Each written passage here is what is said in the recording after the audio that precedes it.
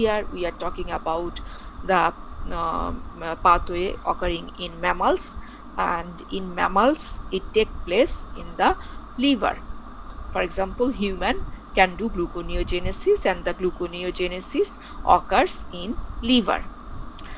And to synthesize one molecule of glucose from pyruvate, it needs 4 GTP, sorry, 4 ATP, 2 GTP, and 2 NADH. So that means this is very expensive for the cell to synthesize one molecule of glucose from pyruvate. Okay, why this is important? Because mammals actually utilize it very often. For example, we look at this cycle, another metabolic pathway which is called Cori cycle. So when we do vigorous exercise, so that pyruvate undergoes fermentation and lactate is produced, which we call anaerobic glycolysis, happened in the skeletal muscle cells. And that lactate actually from the muscle cell, it goes to the liver, and then liver convert these lactate into glucose by gluconeogenesis, and then these glucose will be transported to the muscle, and where this glucose is will be stored as glycogen. So whenever the muscle needs glucose, the glycogen will be broken down and glucose will be released to generate energy from the glucose. So that is a pathway, and that is happening in between two organs of our body, and that known as Cori cycle. Clear?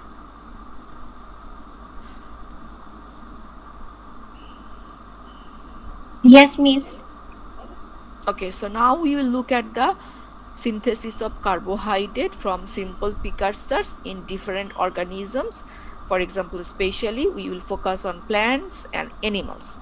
So plants, we know they have chlorophyll, so they can fix the carbon dioxide from environment, and from that they can synthesize glucose very easily, and from glucose they will synthesize other forms of carbohydrates, disaccharides, oligosaccharides, or the polysaccharides.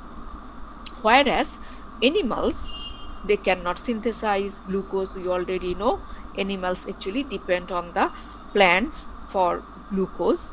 So they can actually take the glucose or the any form of the sugar or other forms of carbohydrate, then they can actually utilize the glucose. But animals can do one thing, that is, animals can convert some non-carbohydrates such as lactate, pyruvate into glucose.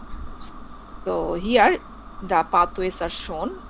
If you look at the plants, they are fixing carbon dioxide, then they actually fix it as the 3 carbon compound, which is 3-phosphoglycerate, and that's the 3-phosphoglycerate. From the 3-phosphoglycerate they can synthesize the glucose or other sugars.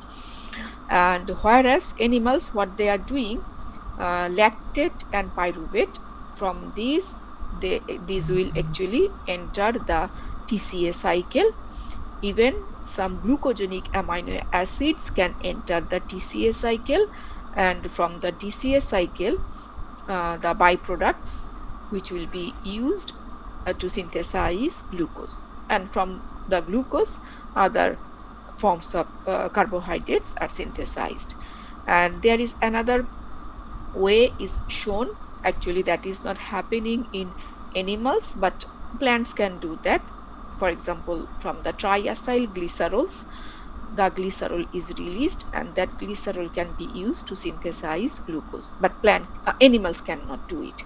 So these are the different ways or the sources from where the living organisms can synthesize glucose, and those sources are not carbohydrate sources, they are non-carbohydrate sources. So these are like about the gluconeogenesis pathways.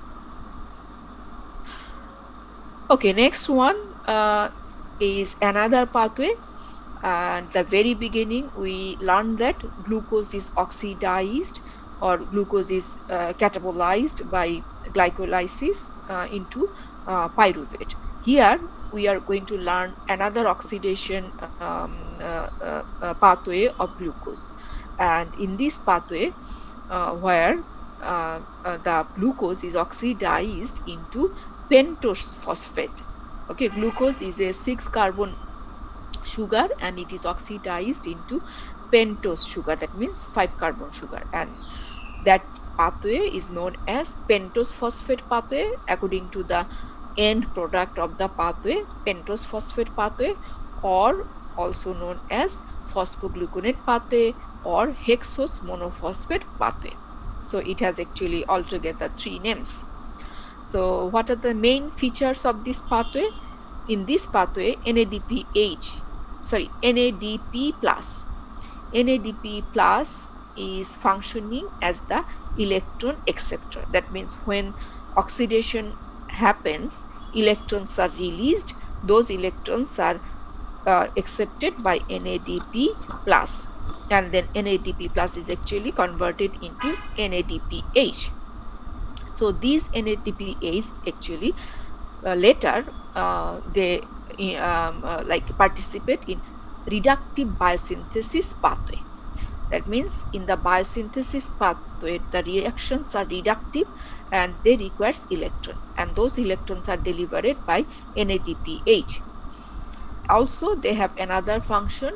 They actually counterbalance the damaging effects of oxygen radicals, because when oxygen radicals are formed, especially during the in the electron transport chain, these oxygen radicals are very harmful for the cell because they can interact with the protein, nucleic acid, and cause the damage of the cell. So those oxygen radicals should be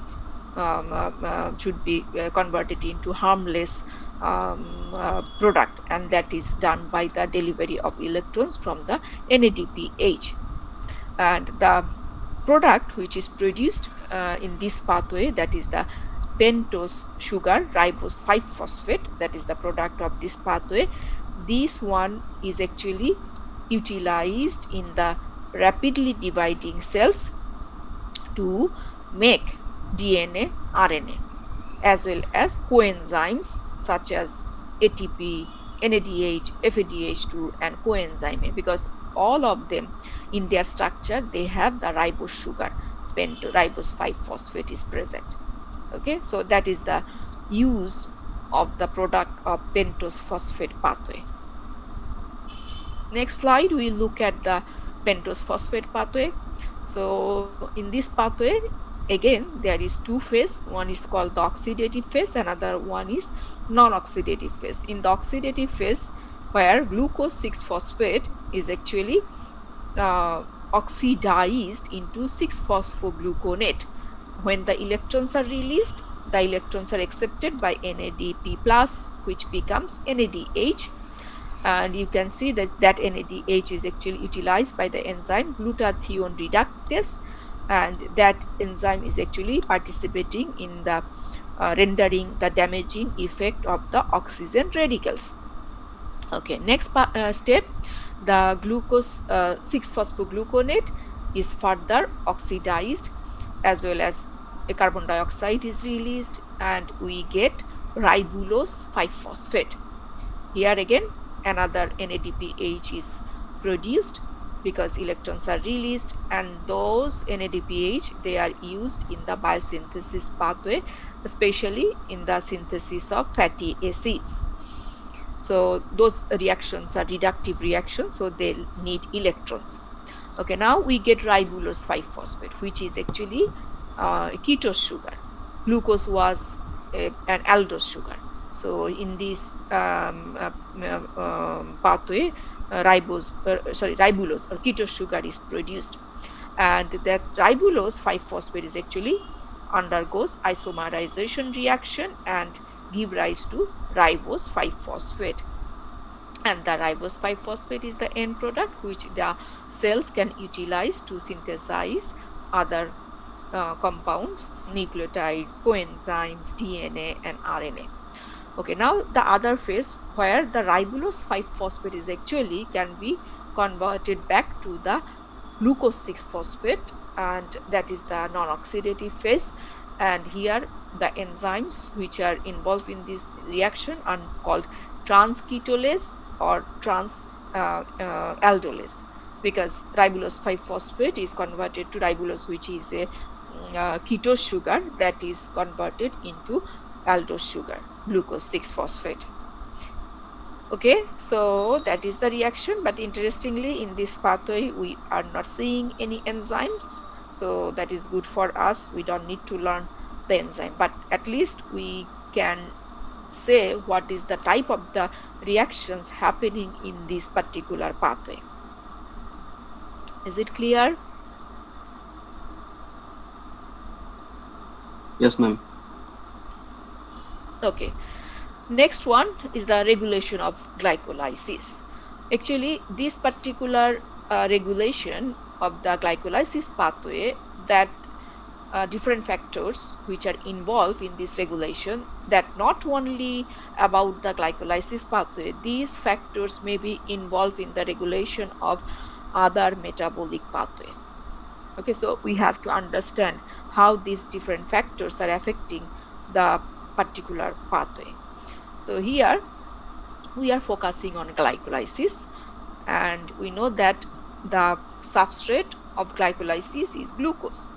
So this is the cell, and the glucose undergoes glycolysis in the cytoplasm of the cell. So at the beginning, glucose is outside of the cell. So the glucose must enter the cell. Otherwise, the glycolysis cannot start. So here, the very first factor which can regulate the glycolysis, that means whether the substrate is available or not inside the cell. If the substrate is available, then the pathway will start. If the substrate is not there, then the pathway will not go on. So here the extracellular signal. So for glucose, the extracellular signal playing very important role, which is like signaling the cell to intake glucose. Do we know what is this particular extracellular signal for glucose entry inside the cell?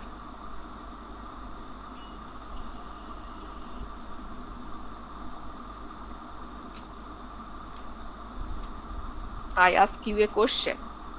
Do we know what is the extracellular signal which is given to the cell so that the cell can take glucose inside? Ma'am receptor, Huh? মানে কে সিগন্যালটা দিচ্ছে, miss কোশ্চেনটা এটাই ছিল নাকি? Yes, yes.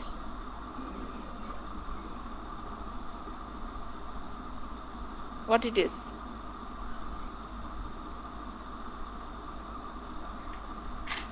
Nobody knows. How come?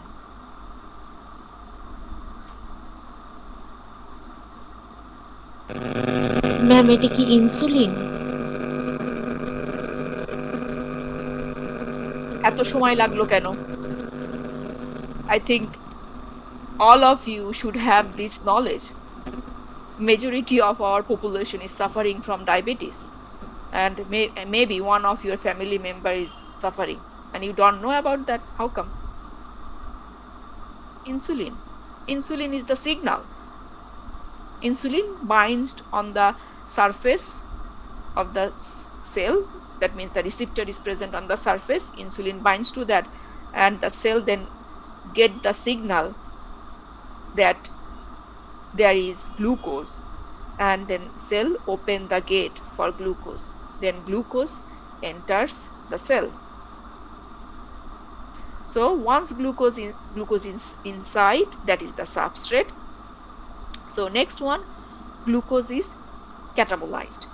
So for the catabolism, enzyme is required. So at the same time, when the substrate is there within the cell, there is a transcription factor. That transcription factor is actually responsible for the transcription of the gene which encodes the enzyme and that enzyme is actually responsible for the catabolism of glucose. So that means if glucose is not inside the cell, the transcription factor will not be activated to go inside the nucleus to bind to the regulatory sequence of the gene and do the transcription. Okay, so suppose glucose is inside the cell. Now the transcription factor is activated, it enters the nucleus, binds to the regulatory sequence and transcribe the gene into mRNA. After the transcription, the mRNA goes to the cytoplasm where the ribosome is present. Now, before the, so like here, the second factor of the regulation, transcription of the gene. If that transcription does not occur, that glucose will not be catabolized. So next one, transcription is successful, mRNA is produced, but there is a possibility within the cell the mRNA may be degraded. So again, if the mRNA is degraded, there will be no translation of mRNA and no protein. And then again, the glucose cannot be catabolized. Okay, next one, or maybe the mRNA is successfully translated by the ribosome. Now we get the protein, that is the enzyme. Now the enzyme, after the translation, it is not that once it is translated, it is ready to catabolize glucose. It can, many things can happen to that enzyme. Suppose the enzyme can be degraded by ubiquitin proteasome machineries of the cell. Those are the protein degradation machineries of the cell. So those can degrade the enzyme, or the enzyme can be sequestered in subcellular organelle, for example, endoplasmic reticulum, because we know that after the translation, the protein is actually undergo post-translational modifications, and majority of the steps happen within the endoplasmic reticulum. So unless that is complete and that is released from the organelle, endoplasmic reticulum, the enzyme is not available to do its action. Okay, now that is also done. Now the enzyme binds its substrate, and then the enzyme after that will be able to do the reaction and we will get the products. So if that happens successfully, then the reaction will occur. Okay, now if the enzyme binds ligand, that means the enzyme is an allosteric protein. If you remember, allosteric protein, it has another binding site. So at one binding site, the substrate binds, and another binding site, another molecule binds, and that is actually interfering with the substrate binding site of the enzyme. So that can also interfere with the enzyme's function. Or the enzyme may undergo phosphorylation and dephosphorylation. So that means addition of a phosphate group, and that may cause like regulation of the enzyme, whether the enzyme will be activated or inactivated after addition of the phosphate group or removal of the phosphate group. Even there may be other proteins which has the regulatory action over the enzyme. So all these different factors actually can be involved in a single metabolic pathway, or maybe obviously few of them can be involved in a single metabolic pathway. This is just, we are talking about the regulation of glycolysis, but most of them, or maybe at least few of them, we should be able to see in the regulation of other metabolic pathways. Is it clear?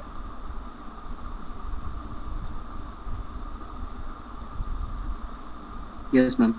Yes, ma'am. Okay, so do you have any question? Any question up to now?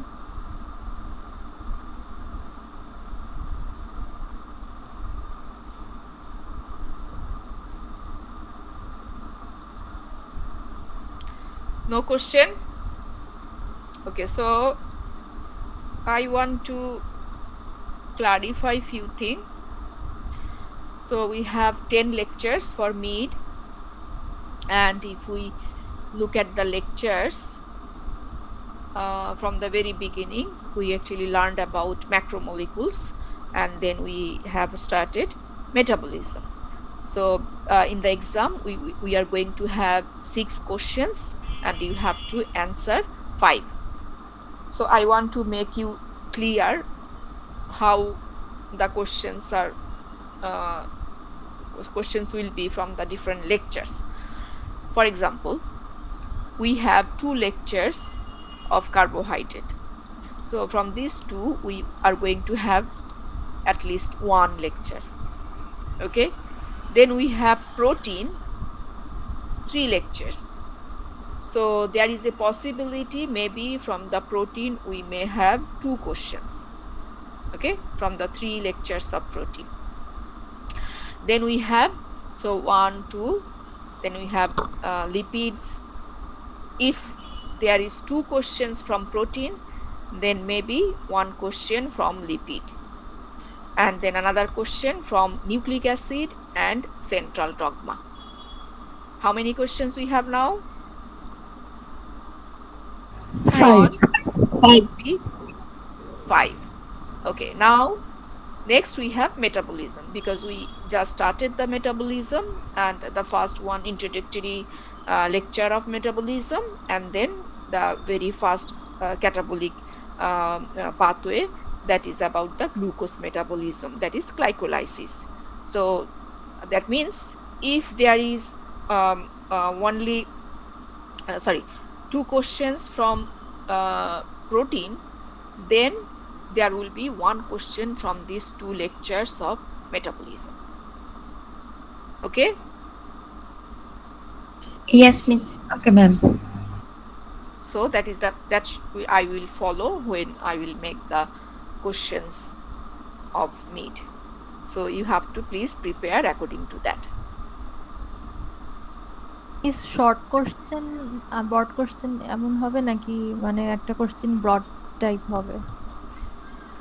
Short broad, I will not differentiate according to that. This is about not so broad question or not so short. It depends on, I will give you the mark beside the question, and you have to understand how much you have to write.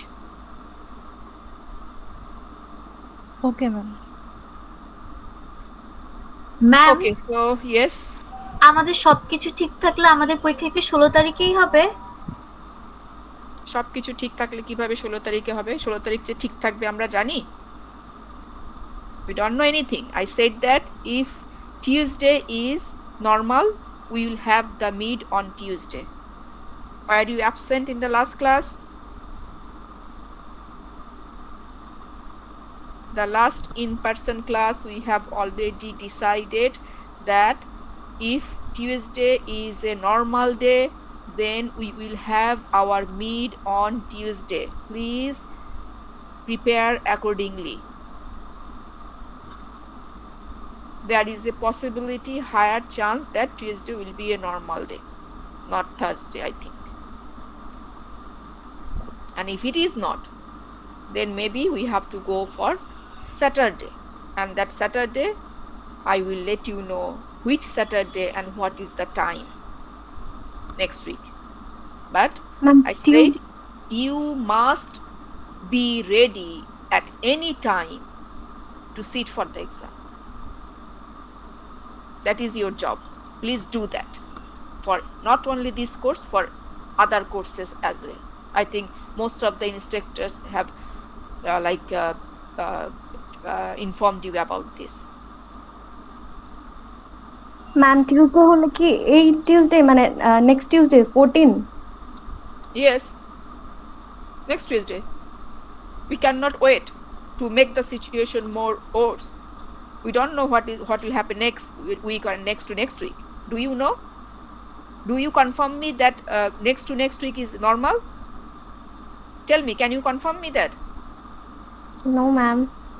Then all the schools, they are like opening on weekends, Friday and Saturday, because in every school there is like final exam started. So why you people are like questioning about this? You should be ready anytime to sit for the exam. And most of the like courses, I think syllabus is already completed, and you are getting enough time if I compare when you are coming to the university in person, and now you are sitting at home and doing the online classes. You have enough time for the preparation. Please do prepare, get ready for the exam.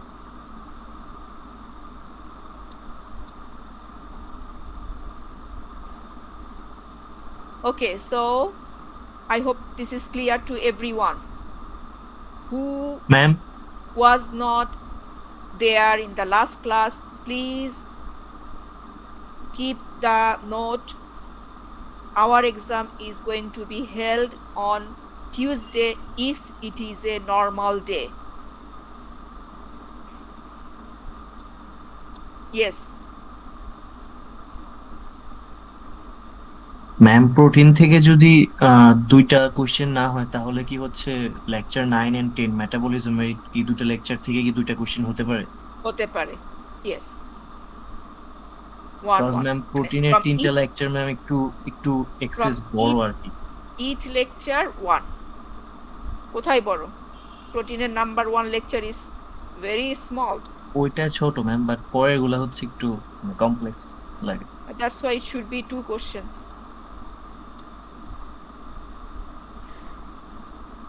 Any other question?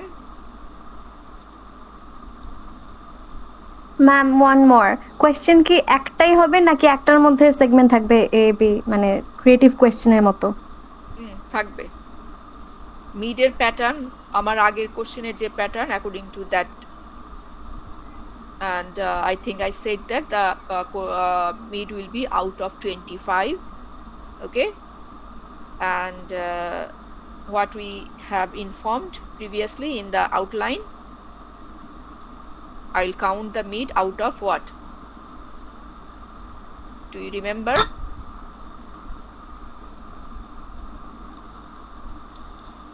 সবাই ভুলে গেছে সবকিছু। Ma'am 15 হ্যাঁ ma'am 15 এ convert করা হবে। 15. Okay, so the exam will be on 25. So each question will be 5 marks. Any other question? Because I want to start the next lecture as well.